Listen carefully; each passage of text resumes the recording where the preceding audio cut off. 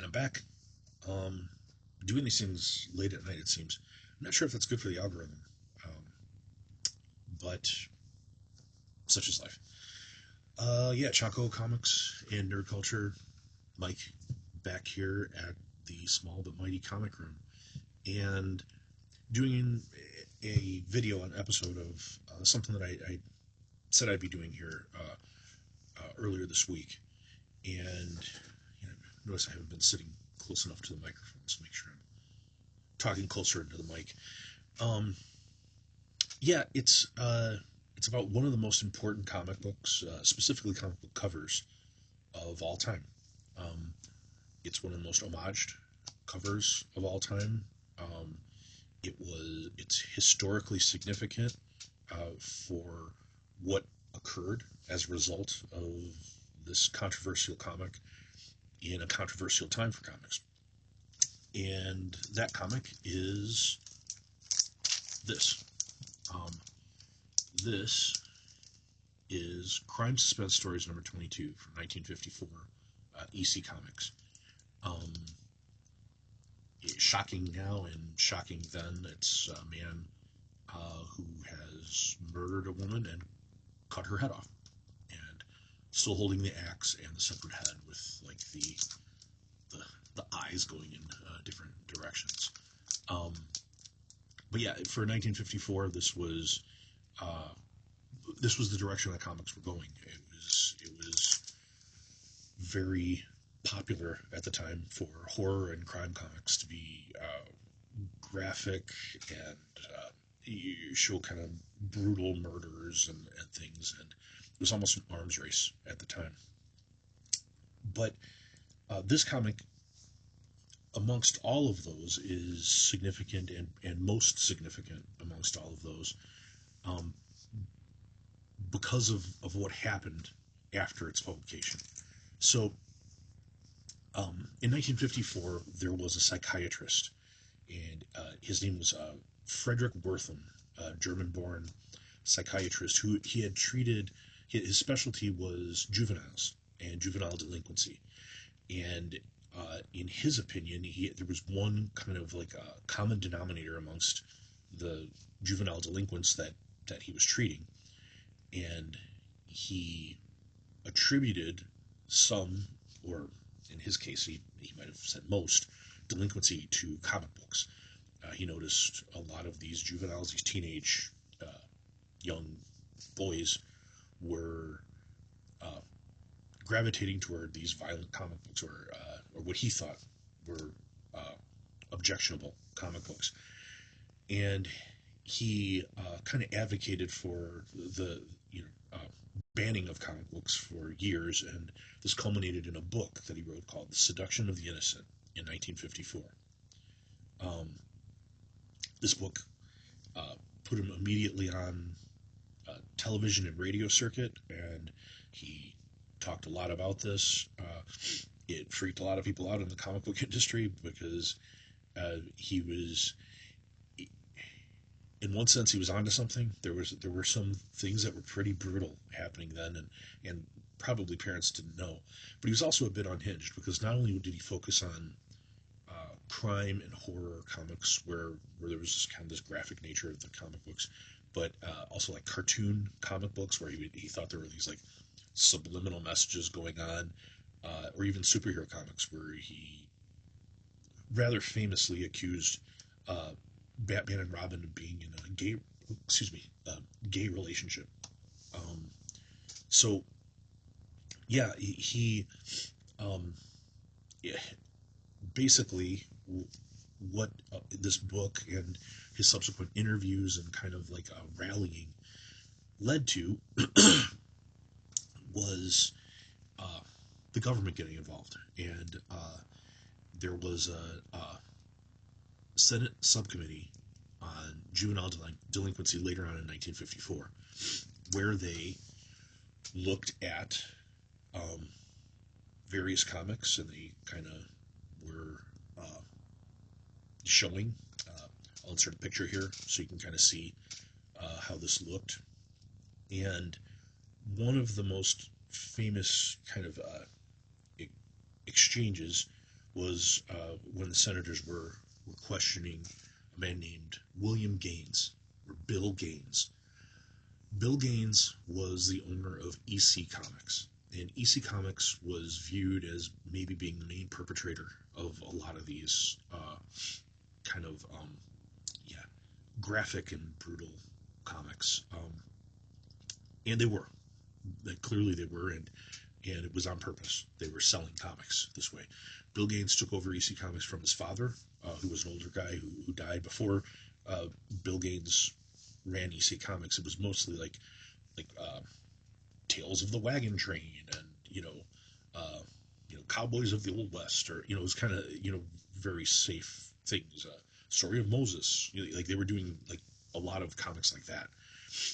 But he immediately hired a lot of great artists, like some of the best artists working, and charged them with like just to keep rationing it up, more and more extreme, and that was what was selling. So he was called in to testify.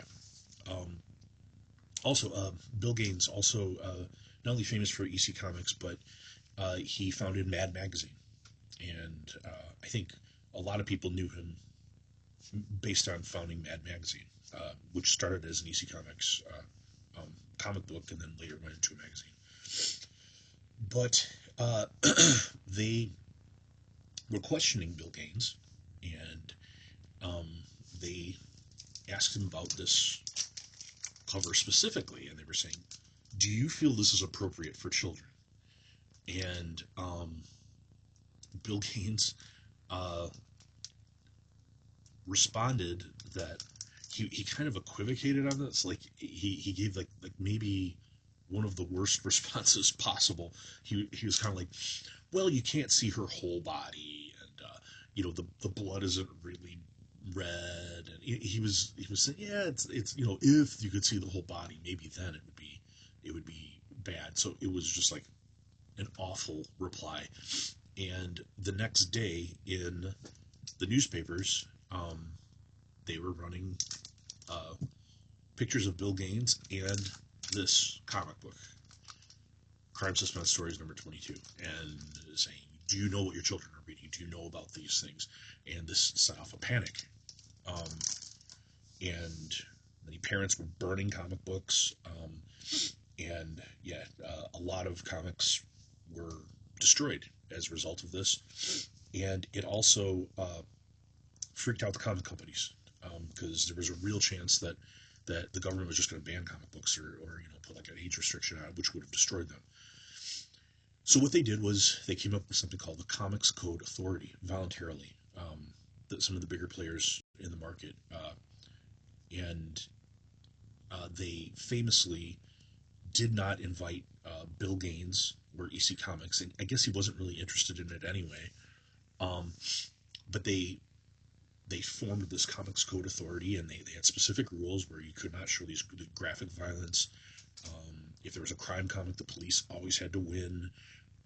They ruled out certain words, like you couldn't use shock, or you couldn't use I think like blood. Like these things were forbidden, and they would uh, in order to get this Comics Code seal, the Comics Code Authority had to approve your book. So I mean, it was like self-regulating is what they ran by the government, and was approved. This was for comic books only. Magazines were not included. Um, but this was all but a death stroke for EC Comics, because they could not do what they had been doing, and they tried to do it in magazine form for some time, but the only thing that really survived was Mad Magazine. Pretty much the rest of their stuff, almost, by 1955 they were out of business. And by 1955, you had the Comics Code Authority. Late 54, early 55. There's some discussion of when this happened, but this is a clear demarcation of the golden age of comics becoming the silver age of comics, the Comics Code Authority. And again, comic nerds will argue, is this the end of 1954, beginning of 1955? But it's really the adoption of the Comics Code. That's really what ended the golden age of comics and where Silver Age really begins. And this is why. It's this isn't only why, of course, there were many other comics, but this comic was the nail in the coffin. This was the comic everybody saw. This was the comic that was in the newspapers.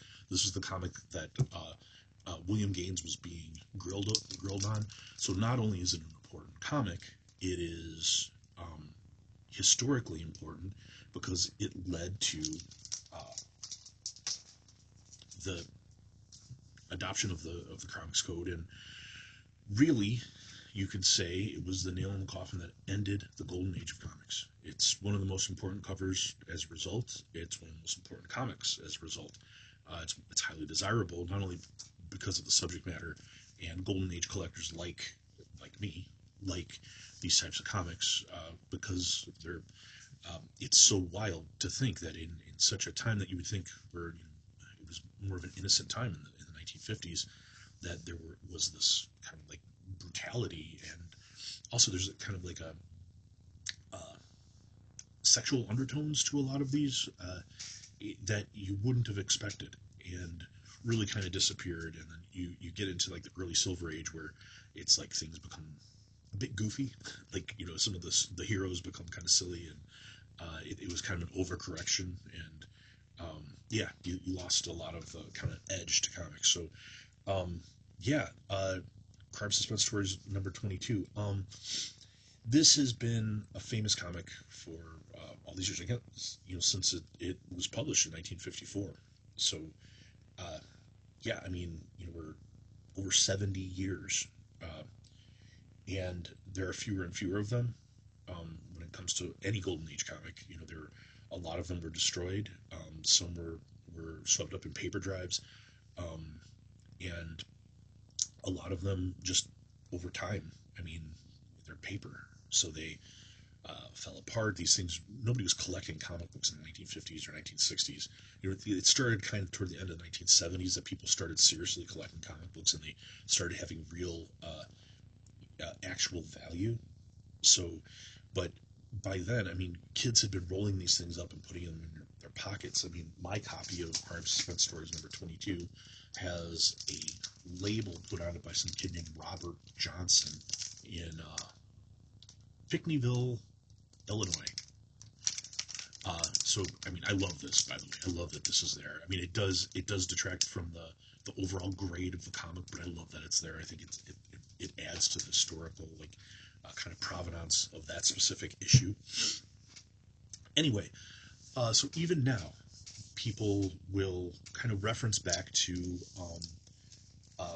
Crime Suspense Stories number 22, and there are recent homages to that cover. So people will make different comics that reference it. So here's an example: Teenage Mutant Ninja Turtles, where he's murdered the pizza, and he has a slice of pizza and holding it the way the severed head is, and the others, and you can see it's kind of like EC Comics, and the trade dress is similar and stuff. But yeah, direct homage to Crime Suspense Stories number 22. Then you have Die Kitty Dies, Cat House of Horrors, jolting tales of anxiety in the kitty tradition, and it's almost directly a copy of Crime Suspense Stories number 22. Even the Black Blood and this. So yeah. Then kind of one of the more famous examples in recent history, there was a series that was done by Marvel called Blood Hunt, and they did certain covers homaging other comics, and this is kind of a famous one, Thor's severed head, and the bloody Mjolnir hammer. Yeah, jolting tale of horror in the Marvel manner. Kind of funny, but again, kind of EC trade dress. Yeah, this is a 9.8, and even these have some value now. Like this, when they did these homages, even these blood ones, I think this was the one that really caught traction and still sells for a good amount of money. Here's another one. Uh, Betty and Veronica uh, suspense stories, where it's Betty with the B, and she has murdered Veronica, and she has Veronica's severed head and the bloody axe. Again, homage to Crime Suspense Stories 22. Again, 9.8, and this is 2023. Uh, and the last one's one I've shown on the channel a couple of times, and it is Mark Spears Monsters #1. Uh, the homage again to Crime Suspense Stories #22. This is the Nirvana Comics edition, and this is a 1/200 variant in a 9.8, which uh, Nirvana Comics actually has a YouTube channel, and in the background of their channel, they have one of these slabbed, but it's only 9.6. I have 9.8, so. Um, but yeah, when you start to get into a lot of these Golden Age comics, you start to realize the significance of these, how it's different than buying a modern comic book. You're not only are you the current owner, but there have been probably several, maybe many owners of these comics that all the things you see behind me on the wall. Uh, like that Weird Tales is from like 1938. Some of the others are, go back. Most of those are in the early 50s. Um, yeah, I mean, you are not only the owner, you're the caretaker of that. Someone's probably going to own it if you take care of this, and you really become this caretaker of this precious thing. Then hopefully someone else will enjoy these, and they should. And I hope they do. I mean, I hope these never go out on like a house fire or something. But yeah, to me it's the difference between golden and some silver age. Particularly important silver age. But yeah, platinum age too. But there are very few platinum age comics remaining. Those are really old. Like pre-Superman would be platinum age. But yeah, Golden Age comics they're worth preserving. They're worth collecting, and they're almost like a large cap stock. They continue to increase in price steadily. It's not something where you see like a sudden spike and it's like suddenly it's up by 300%. But they over time, just every year, they become more and more precious because there's very few of them, and there are fewer every year. I mean, there are people who are keeping these things raw and reading them, and they start to fall apart, and this kind of thing. And they're very fragile. I mean, this is 70-plus-year-old paper. So yeah, they should be taken care of. And this specific comic, I am really really happy to own and be the caretaker of right now. It was one of my grails. I was happy to get it. I'm happy to have it. Um, yeah, that's all I have for this one. I have to do some editing on this one, so we'll see how tricky I can be. I want to insert some pictures so for reference on some of the historical uh, uh, references I did toward the beginning. Um, so we'll see how that goes. But yeah, if you could please like, comment, and subscribe. Thank you for everyone who subscribed. We're up to 28 subscribers.